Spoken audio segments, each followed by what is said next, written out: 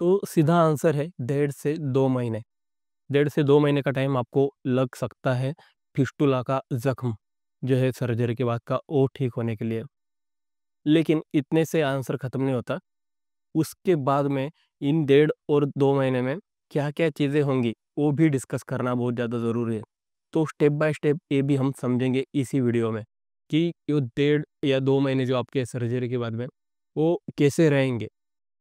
खास करके 3 स्टेप्स यहाँ पर आती है। पहले तो ऑपरेशन आपका अभी-अभी जस्ट हुआ है, उसके बाद में का पहला हफ्ता, उसके बाद में आता है 1 से 1.5 महीने का टाइम और उसके बाद में आखिरी की 15 दिन ये आप समझ सकते हैं। तो शुरू करते हैं और उसी के बाद में इसी वीडियो में हम डिस्कस करने वाले हैं डाइट के बारे में भी कि अभी तो आपका ऑपरेशन हो चुका है, उसके बाद में आपको कैसा डाइट लेना चाहिए, जिससे कि आपको तकलीफ ना हो ड्यूरिंग आपका जो हीलिंग पीरियड है वो भी, और उसके बाद में भी आपको ये तकलीफ फिस्टुला की फिर से ना हो इसके लिए। तो सबसे पहले दोस्तों शुरू होता है पहला हफ्ता, जब आपका जस्ट ऑपरेशन हुआ है, आज ही आप हॉस्पिटल में एडमिट हुए, आपकी सर्जरी हुई। तो मैं यहाँ पर कंसिडर करने वाला हूँ ओपन सर्जरी, जो कि मेरे भी हुई थी। मेरी ओपन सर्जरी हुई थी। एक दिन में जब मेरा ऑपरेशन हुआ था, शाम को ऑपरेशन हुआ मेरा, तो आपको क्या है ना, एनेस्थीसिया दिया जाता है आपकी पीठ में। पीठ की जो रीढ़ की हड्डी होती है, उसमें आपको एनेस्थीसिया दिया जाता है। बहुत लोगों का सवाल है, तकलीफ कितनी होती है? क्या वो सहने बराबर तकलीफ होती है? तो मैं आपको बताना चाहूँगा, बहुत ज़्यादा तकलीफ यहाँ पर होती नहीं है। एनेस्थीसिया का काम ही वही है कि आपकी जब सर्जरी चल रही हो, तो आपको कुछ भी समझ नहीं आना चाहिए। मतलब आपकी रीढ़ की हड्डी में एनेस्थीसिया दिया गया है, वहाँ से नीचे का जो हिस्सा है, वो पूरी तरह से जो है सुन्न हो जाता है। आपको कुछ भी वहाँ पर महसूस नहीं होता। आपको समझ में भी नहीं आएगा कि ऑपरेशन चल रहा है। तो डरने वाली बात बिल्कुल नहीं है। यहाँ पर आपको हिम्मत से आगे जाना पड़ेगा। एक बार शुरू कर दिए, उसके बाद में आपको तकलीफ नहीं है। तो उसके बाद में क्या होता है, एनेस्थीसिया देने के बाद में डॉक्टर अपना जो भी ऑपरेशन कर देते हैं। ऑपरेशन में क्या होता है, जो एनल का पार्ट है वहाँ पर साइड में आपको दिख रहा होगा, वहाँ पर एक जो फुंसी है, फोड़ा है, तो वहाँ पर वो डॉक्टर जो है टनल पूरी क्लीन कर लेते हैं या फिर कट कर देते हैं। तो वहाँ पर एक जख्म बन जाता है। और ज़्यादातर पेशेंट्स में ऐसा पाया गया है कि जिनको फिस्टुला है, उनको पाइल्स का भी प्रॉब्लम है। तो डॉक्टर क्या करते हैं, वो पाइल्स का भी जो एरिया है, वो भी सर्जरी में निकाल लेते हैं। तो ऐसे में क्या होता है, आपको वहाँ पर जो डॉक्टर दूसरे दिन आप, हाँ, ऑपरेशन होने के बाद में जब एनेस्थीसिया दिए गए हैं, उससे 6 घंटे तक आपको कुछ भी पैरों में या फिर निचले हिस्से में कुछ भी समझ में नहीं आएगा, कुछ भी सेंसिटिविटी नहीं रहेगी। आप हाथ लगाकर भी देखेंगे तो कुछ भी समझ में नहीं आएगा कि वहाँ पर कुछ चल रहा है। तो जब आपके 4-5 घंटे होते हैं ऑपरेशन के बाद में, तो थोड़ा-थोड़ा आपको समझ में आने लगता है और 6 घंटे के बाद में पूरा नॉर्मल पहले जैसा हो जाता है। तो वैसा होने के बाद में दूसरे दिन आप देखते हैं कि जब टॉयलेट जाना होता है, तो उस टाइम पे सबसे बड़ी दिक्कत आती है कि कुछ ना कुछ कॉटन वगैरह या फिर ऐसा गॉज जो रहता है, वो डॉक्टर ने एनस में आपके अंडर अंदर डाला हुआ रहता है, क्योंकि वहाँ पर ऑपरेशन हुआ है।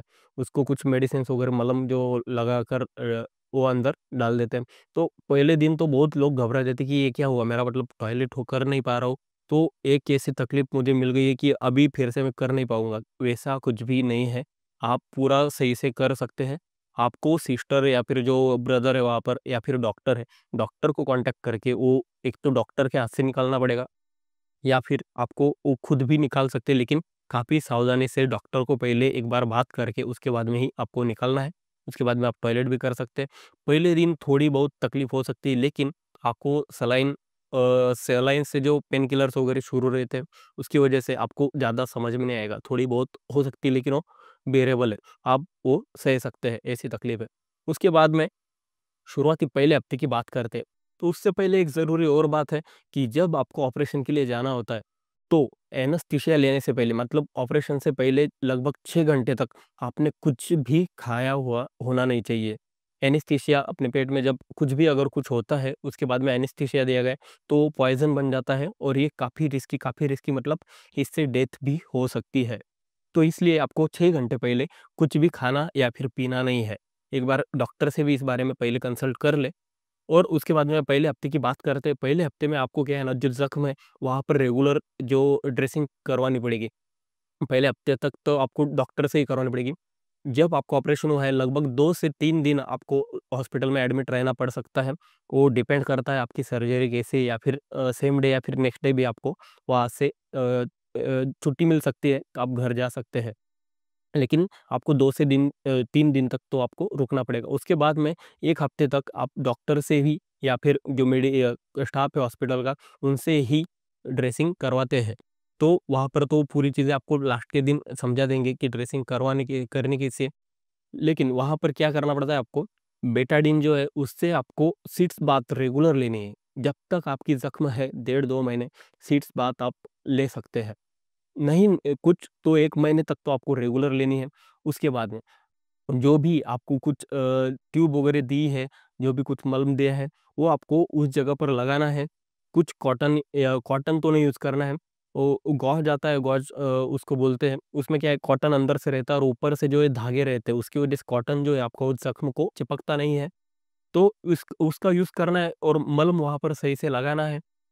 वो लगाने के बाद में ऊपर से जो गॉज़ है वो चिपका देना है और आप वहाँ पर टेप वगैरह कुछ रहती है, कॉटन की टेप मिलती है जो कि एकदम चिपक के नहीं रहती, तो वैसी यूज़ कर सकते हैं। उससे आपकी स्किन को कुछ नुकसान नहीं होता है। जो प्लास्टिक की टेप मिलती है तो वैसी टेप यूज़ करनी नहीं है, कॉटन की टेप मिलती है वही यूज़ करना है।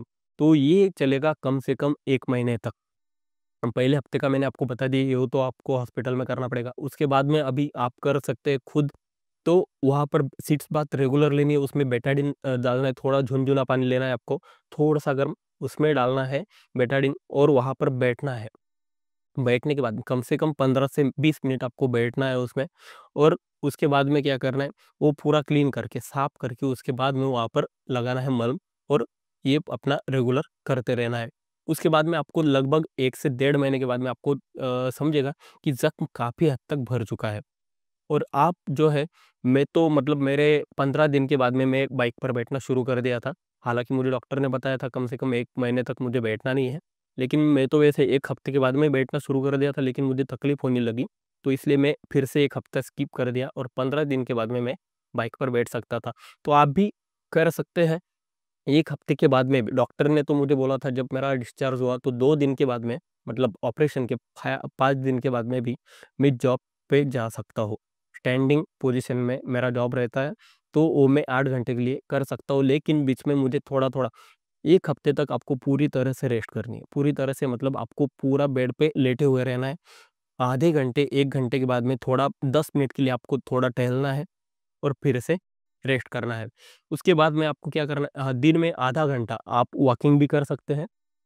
वॉकिंग करते रहना है, उससे क्या होता है ना, जो आपकी मसल्स है एनल एरिया की, तो वहाँ पर वो स्टिफ नहीं होती है, ऐसी जम नहीं जाती है, उससे आपको तकलीफ आगे नहीं होगी।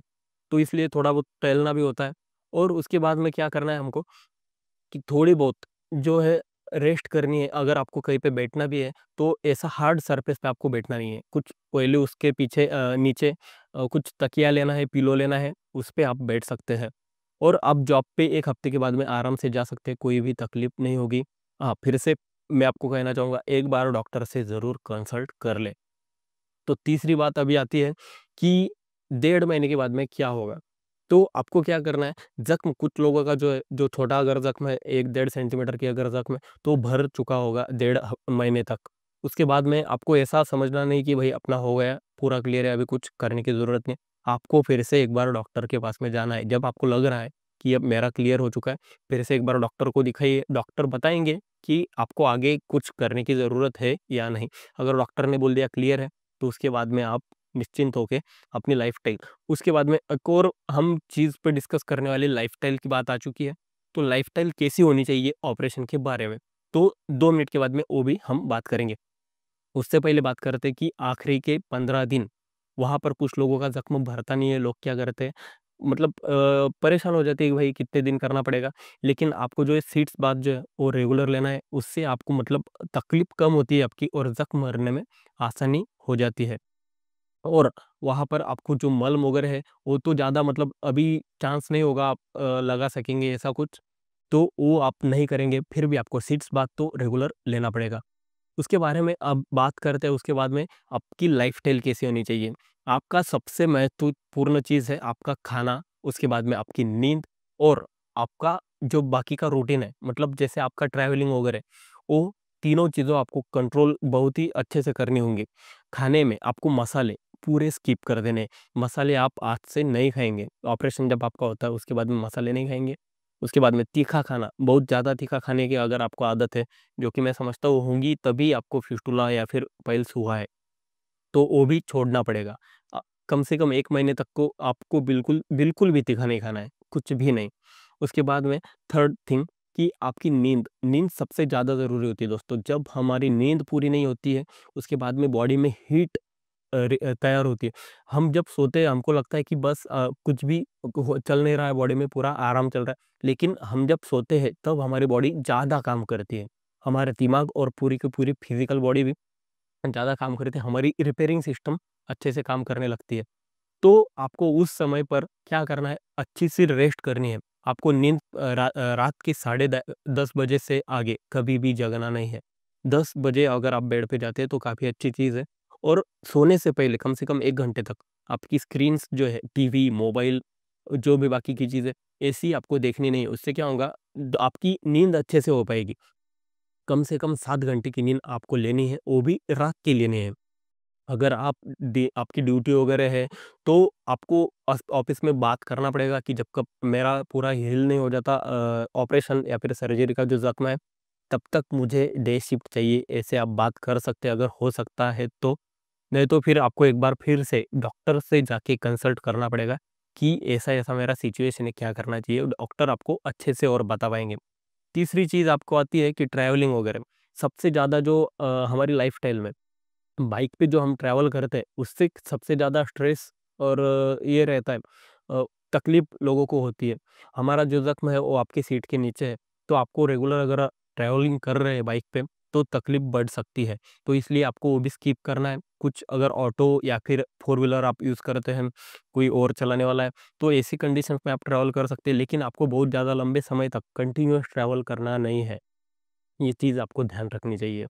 तो ये 3 चीज़ें मैंने आपको बताई कि मसालेदार नहीं खाना है, बहुत ज़्यादा तीखा नहीं खाना है और होटल का खाना, बाहर से का जो आप खाना खाते हैं, वो नहीं खाना है। जो पैकिंग की चीज़ें जो भी आपको दिखती मिलती है, वो खानी नहीं है।